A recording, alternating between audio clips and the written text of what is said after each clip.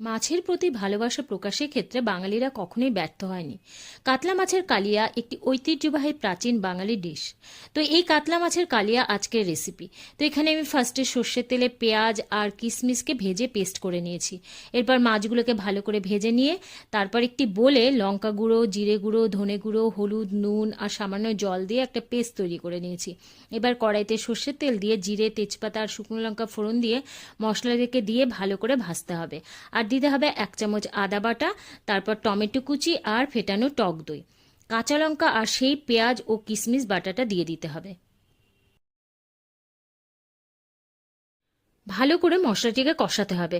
সাথে আমি সামান্য নুন দিয়েছি, নুন তোমাদের টেস্ট অ্যাকর্ডিং অ্যাড করবে। আর দিয়েছি কিশমিশ। এবারে গরম জল দিয়ে মাছ ভাজা দিয়ে ঢাকা চাপা দিয়ে রান্না করো লো টু মিডিয়াম ফ্লেমে 8 মিনিট। শেষে 1/2 চামচ চিনি, ঘি, গরম মশলা দিয়ে নামিয়ে নাও।